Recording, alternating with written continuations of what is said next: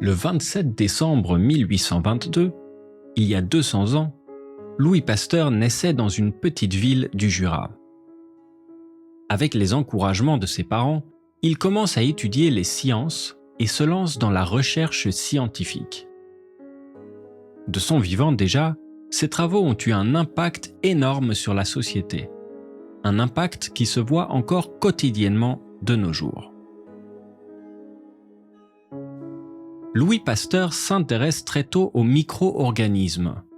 Il démontre que, contrairement aux croyances de l'époque, la fermentation ne vient pas de la décomposition des substances, elle serait en fait le produit de micro-organismes qui se développent au contact de l'air. À partir de là, il conclut que les germes, parfois bons ou parfois mauvais, sont présents partout, sur toutes les surfaces. Il recommande alors de nettoyer ses mains ainsi que les objets avant de les utiliser.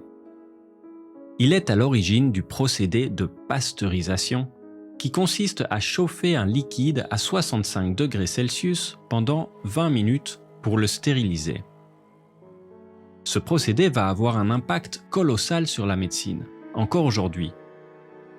Avant ces recherches, on n'imaginait pas que les infections puissent venir de si petits organismes.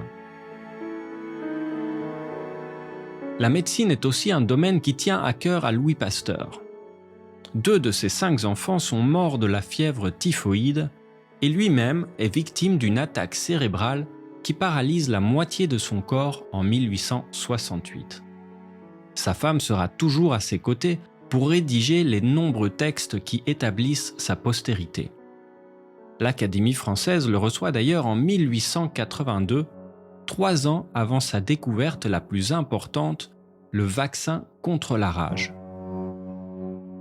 Il se rend compte que les formes atténuées de microbes pathogènes provoquent la création d'anticorps dans l'organisme. Ses travaux sont très populaires en France, au point qu'en 1885, alors qu'il travaille sur le virus de la rage, la mère d'un enfant alsacien fait irruption dans son laboratoire. Son fils vient de se faire mordre par un chien enragé. Devant l'urgence, Pasteur lui injecte son prototype de vaccin. C'est un succès. L'enfant, Joseph Meister, survit. Et il deviendra, à l'âge adulte, gardien de l'Institut Pasteur à Paris. C'est d'ailleurs dans une crypte de cet institut que repose maintenant le corps de Louis Pasteur, père de l'hygiène moderne, sans qui beaucoup d'entre nous ne seraient même pas en vie aujourd'hui. Question. Quel est l'équivalent de 65 degrés Celsius en degrés Fahrenheit?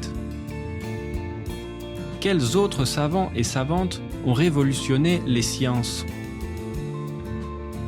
Comment collaboraient science et religion au XIXe siècle?